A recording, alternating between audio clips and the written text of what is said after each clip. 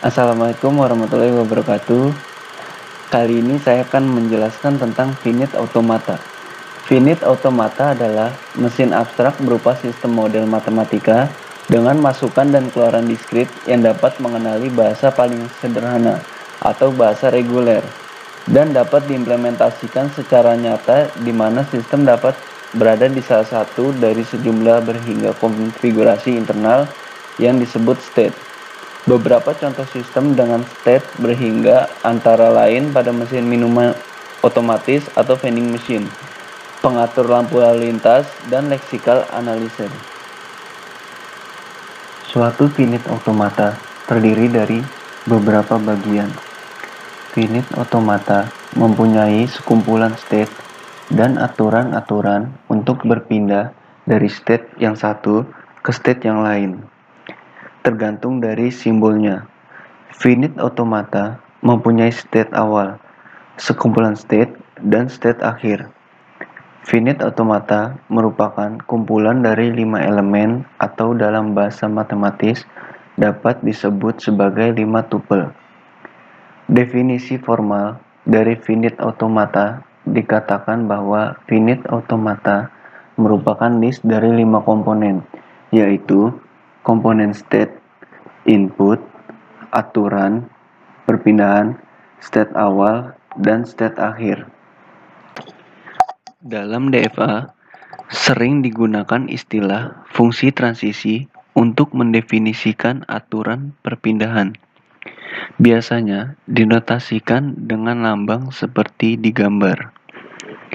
Jika finite automata memiliki sebuah panah dari suatu state X ke suatu state Y dan memiliki label dengan simbol input 0. Ini berarti bahwa jika automata berada pada state X, ketika automata tersebut membaca 0, maka automata tersebut dapat berpindah ke state Y.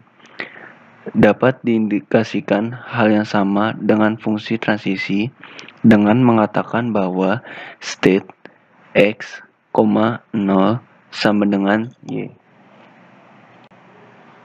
Komponen finite automata.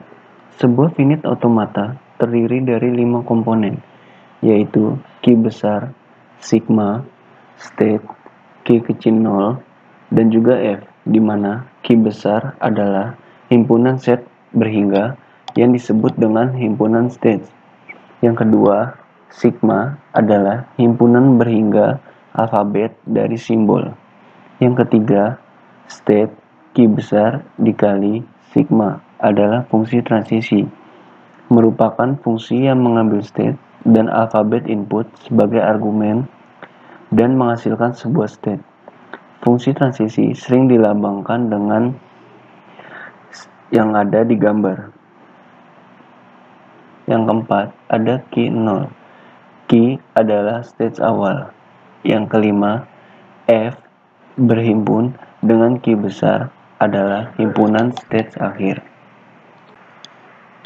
Cara yang lebih dianjurkan dalam menuliskan finite automata, yaitu dengan menggunakan pertama, diagram transisi atau transition diagram, yaitu berupa suatu graf. Yang kedua, table transisi atau transition table, yaitu daftar berbentuk table untuk fungsi state yang merupakan hubungan antara himpunan state dengan alfabet input. Penyajian FA menggunakan diagram transisi. Diagram transisi untuk finite automata M, key besar, sigma, state, key 0, dan juga F adalah suatu graf yang didefinisikan sebagai berikut. Yang pertama, terdapat simpul untuk setiap state key. Yang kedua, untuk setiap state key, himpunan key besar, dan setiap simbol input A, himpunan sigma berlaku state key, A sama dengan P. Diagram transisi memiliki busur berlabel A dari state key ke state P. Yang ketiga, terdapat anak panah berlabel start yang mengarah ke state awal key 0 dan anak panah ini tidak berasal dari state manapun. Yang keempat, state yang merupakan state akhir atau F besar akan ditandai dengan lingkaran ganda, sedangkan state yang lain menggunakan lingkaran tunggal. Ini adalah contoh diagram transisi dari finite automata. Penyajian finite automata menggunakan tabel transisi. Tabel transisi merupakan representasi tabular dari fungsi state yang mengambil dua argumen dan menghasilkan suatu nilai. Baris pada tabel berkorespondensi dengan state dan kolom pada tabel berkorespondensi dengan input. Gambar di sebelah adalah contoh dari tabel transisi yang memiliki arti. Pertama, simbol pada kolom sebelah kiri adalah state. Yang kedua, simbol pada baris paling atas adalah simbol. Yang ketiga, simbol yang berada di dalam tabel merupakan fungsi dari transisi tersebut. Yang keempat, simbol panah pada kolom sebelah kiri menunjukkan start simbol. Yang kelima, di situ ada simbol bintang pada kolom sebelah kiri menunjukkan state final. Finite automata sebagai pengenal bahasa reguler. Pada suatu finite automata terdapat F, yaitu himpunan state penerima. Apabila suatu string membawa state FA atau finite automata dari state inisial ke salah satu state dalam F dan berakhir pada state tersebut, maka string tersebut diterima sebagai anggota bahasa tersebut. Finite automata sebagai pengenal bahasa reguler secara formal dapat didefinisikan suatu M sama dengan Q, sigma, state, Q0, dan juga F merupakan suatu finite automata. Suatu string X dikatakan diterima oleh M jika state Q0, X, F. Jika suatu string tidak diterima, maka string itu dikatakan ditolak oleh M. Yang kedua, suatu bahasa yang diterima atau diterima oleh M adalah himpunan L dalam kurung M sama dengan X sigma dikali X diterima M, dengan L adalah bahasa pada sigma dan L diterima oleh M dan hanya jika L sama dengan L dalam kurung M. Suatu bahasa L pada sigma kecil adalah bahasa reguler jika dan hanya jika terdapat suatu finite atau automata yang mengenal L. Untuk setiap M sembarang FA terdapat suatu ekspresi reguler yang berkaitan dengan L dalam kurung M, dan untuk ekspresi reguler tersebut terdapat suatu finite automata yang mengenali bahasa tersebut.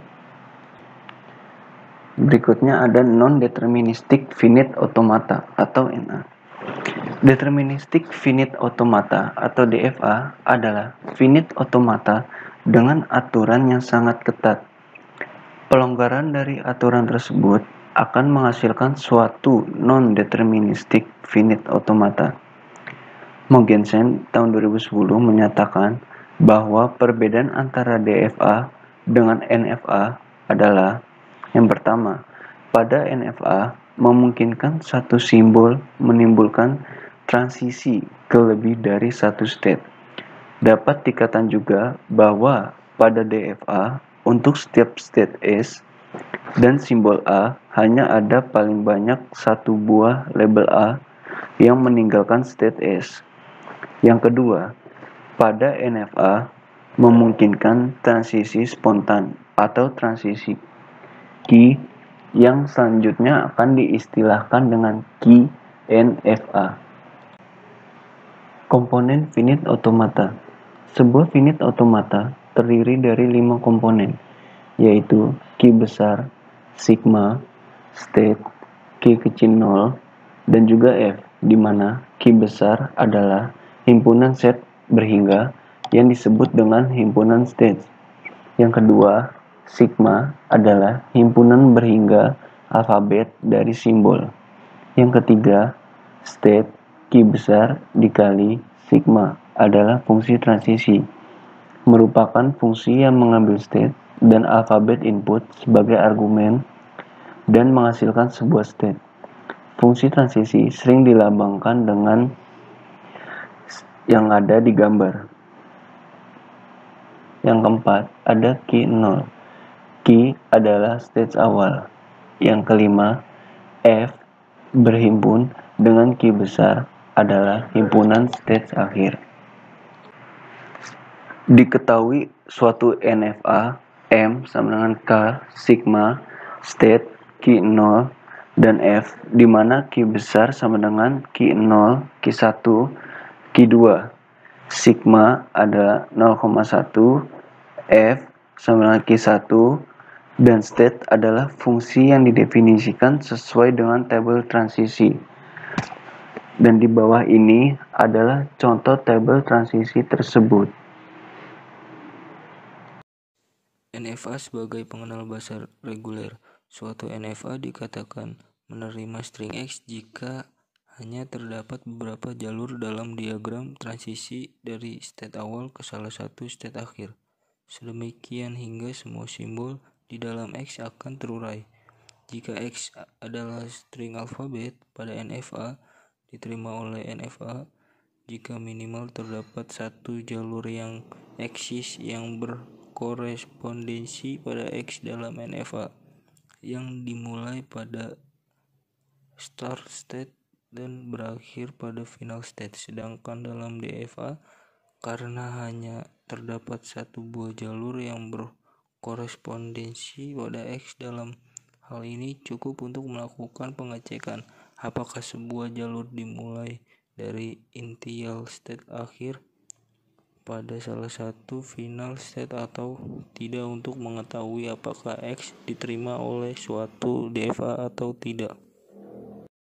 Oleh karena itu, jika X adalah suatu string dibuat dari simbol dalam NFA, contohnya X adalah dalam, kemudian X diterima oleh NFA jika terdapat paling sedikit satu buah jalur yang terbentuk dan berkorespondensi dengan X dalam NFA yang berawal dari initial state dan berakhir pada salah satu anggota himpunan final state dalam NFA.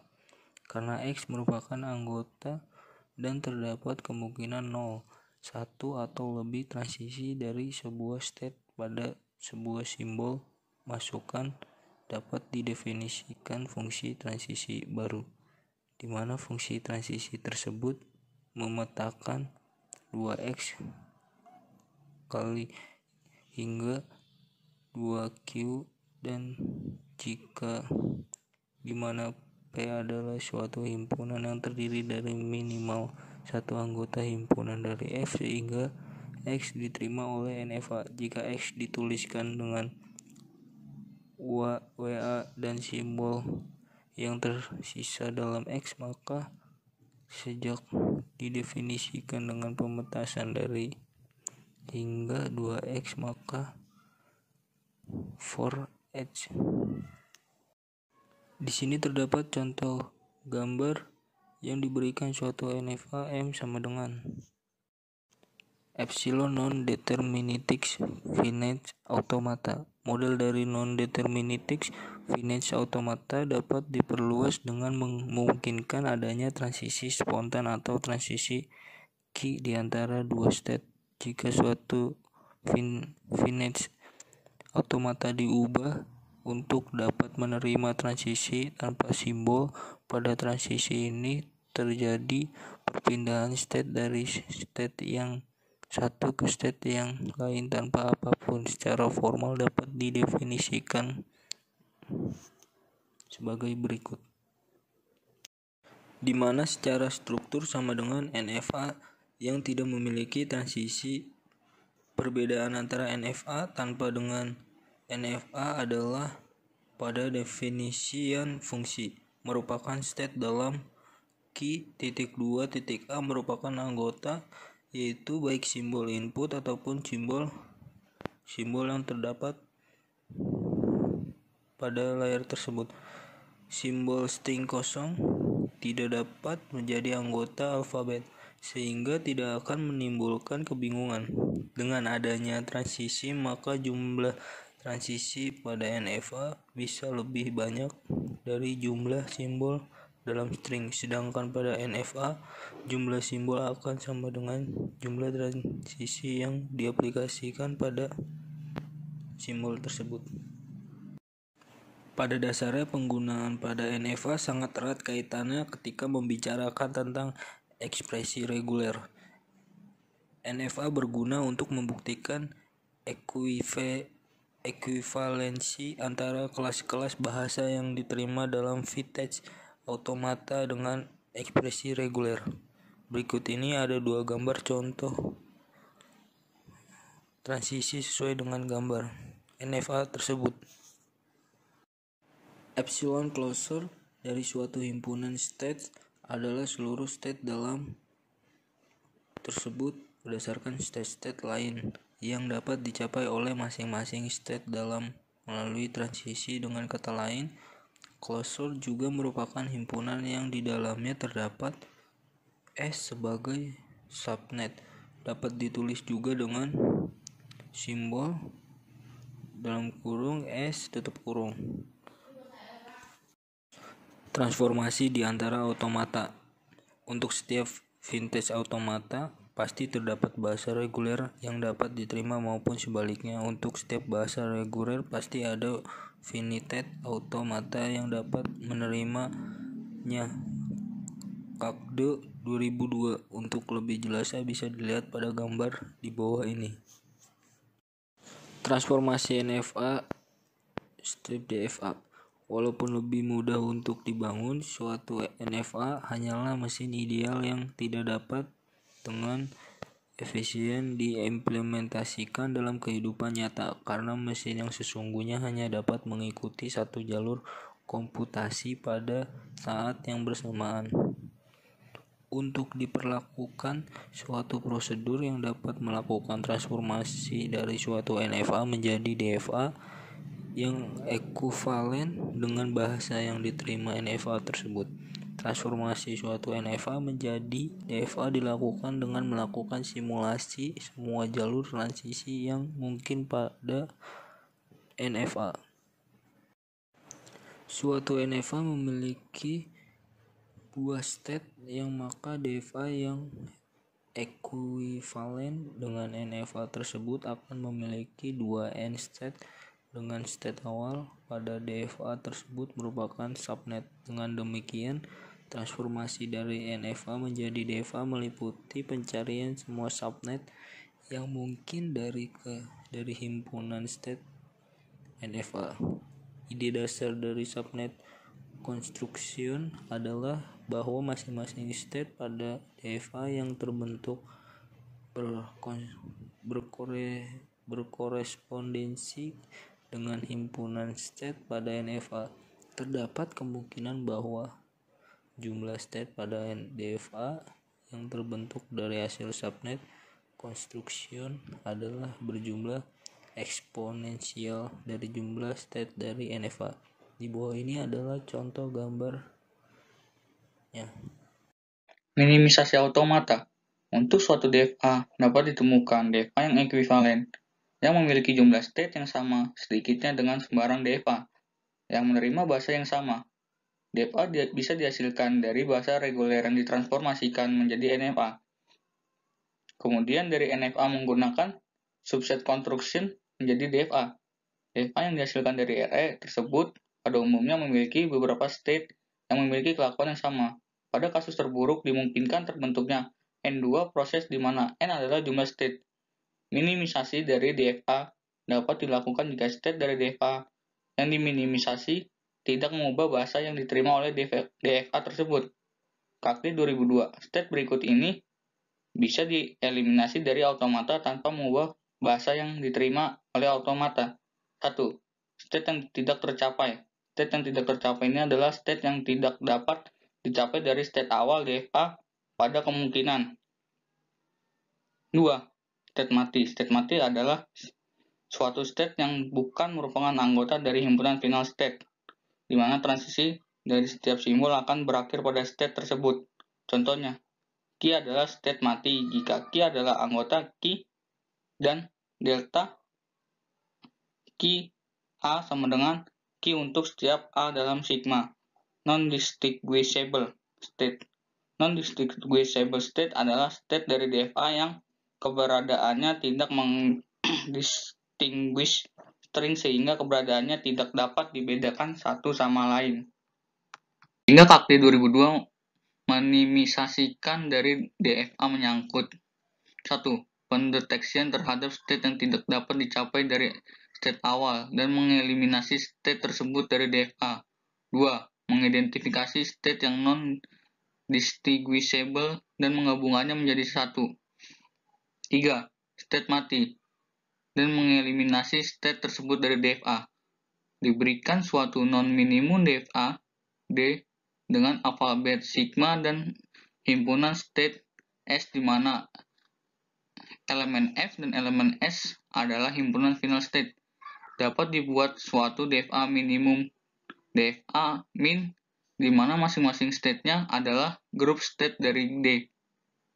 Grup dari DFA min tersebut adalah konsisten untuk setiap pasangan state S1, S2 pada grup yang sama G1 dan untuk sembarang simbol C, mov S1, C pada grup G2 yang sama dengan mov S2, C atau keduanya belum didefinisikan. Dengan kata lain, tidak dapat dikatakan bahwa S1 dan S2 berada dengan melihat transisi keduanya. Di sini terdapat gambar dari DFA non-minimal.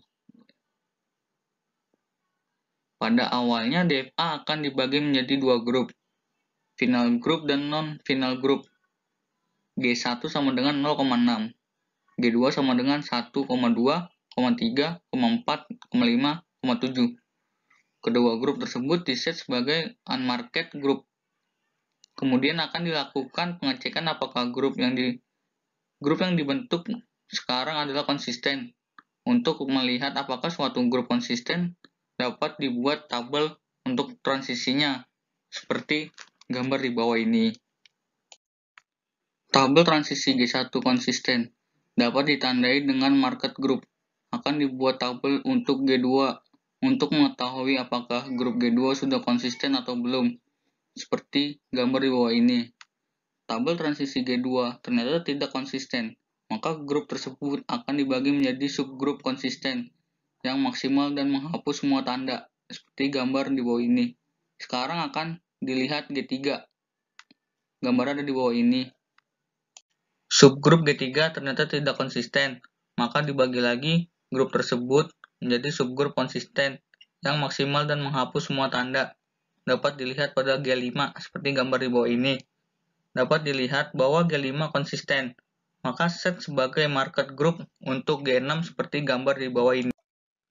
Ternyata G6 konsisten, maka marked group untuk G1 seperti gambar di bawah ini tidak ada grup lagi yang belum dicetak kecuali si Glenton. Dengan demikian, grup-grup tersebut membentuk suatu DFA minimal yang ekuivalen dengan DFA pada gambar 2.10. DFA yang sudah mengalami minimisasi ditunjukkan pada gambar 2.11 seperti gambar di bawah ini. 2.5 Membangkitkan automata random RAID 2006 menjelaskan bahwa pembuatan automata random sudah menjadi permasalahan umum. Dalam RAID 2006 juga dijelaskan beberapa pendekatan algoritma yang dapat dipergunakan untuk menyelesaikan pembuatan automata random. 2.5.1 Membangkitkan DFA random. Untuk membangkitkan DFA random dapat menggunakan pendekatan algoritma NFA terhubung milik RAID 2006. Pada awalnya dibentuk suatu DFA yang semuanya state-nya sudah terhubung satu sama lain. Kemudian transisinya sisanya dibentuk secara random. DFA yang nanti terbentuk merupakan DFA yang lengkap. Oleh karena itu, tidak perlu dilakukan perhitungan density dari DFA tersebut. Seperti pada saat menghitung density pada membentuk suatu NFA. DFA random saling terhubung state-nya dibuat dengan cara yang mirip dengan algoritma NFA. Untuk membangkitkan DFA terhubung jika suatu transisi delta KI, A sudah ada pada tabel transisi, harus ditemukan cara lain untuk menghubungkan state yang belum terhubung kepada DFA terhubung pada fase inisialisasi algoritma. Penambahan transisi acak pada pembentukan DFA random dilakukan dengan melakukan pengecekan pada masing-masing simbol yang sudah didefinisikan terlebih dahulu. Pada awal pembentukan DFA, untuk setiap state akan dilakukan pengecekan apakah transisi keluar untuk suatu simbol tertentu sudah ada atau belum. Jika belum, maka sistem akan melakukan pengecekan pada state yang menjadi state tujuan dari transisi keluar tersebut. 2.5.2 Membangkitkan NFA random. Untuk membangkitkan NFA random, hal yang perlu diperhatikan adalah density dari finite automata. Density adalah satu ukuran untuk keterhubungan automata yang merupakan rasio kemunculan dari suatu transisi pada kemungkinan kemunculan dari semua transisi yang mungkin terjadi.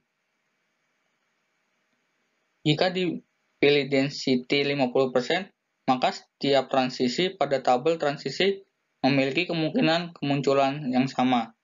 Jika density yang dipilih kurang dari 50%, maka akan memunculkan jumlah transisi yang lebih sedikit dari rata-rata transisi dalam NFA. Hal ini akan menimbulkan bias dalam NFA hasil. 2.6 Perancangan program. Perancangan program merupakan langkah yang krusial dalam pembuatan suatu program aplikasi. Perancangan diperlukan untuk membuat bentuk dasar dan langkah-langkah yang perlu dilakukan dalam tahapan-tahapan pembuatan aplikasi. 2.6.1 Rekayasa perangkat lunak. Rekayasa perangkat lunak menurut Roger S. Premans adalah disiplin ilmu yang membahas semua aspek produksi perangkat lunak, mulai tahap awal, spesifikasi sistem, sampai pemeliharaan sistem setelah digunakan. Adapun tujuan dari rekayasa perangkat lunak yaitu meningkatkan keakuratan, performance, dan efisiensi produk secara keseluruhan dalam pengembangan, menerapkan metodologi yang terdefinisi dengan baik untuk resolusi perangkat lunak. Rekayasa perangkat lunak berhubungan dengan masalah-masalah praktis untuk menghasilkan suatu perangkat lunak. Pendekatan dilakukan dengan model bisnis dan strategi bisnis untuk perangkat lunak. Dalam perancangan perangkat lunak dikenal istilah SDLC, System Development Life Cycle, yaitu tahapan-tahapan pekerjaan yang dilakukan oleh analisis sistem atau programmer dalam membangun sistem informasi. Contohnya, waterfall model atau linear sequential model adalah model klasik yang bersifat sistematis, berurutan dalam membangun perangkat lunak. Berikut ini ada dua gambaran dari waterfall model. Sekalipun keduanya menggunakan nama-nama fase yang berbeda namun sama dalam intinya.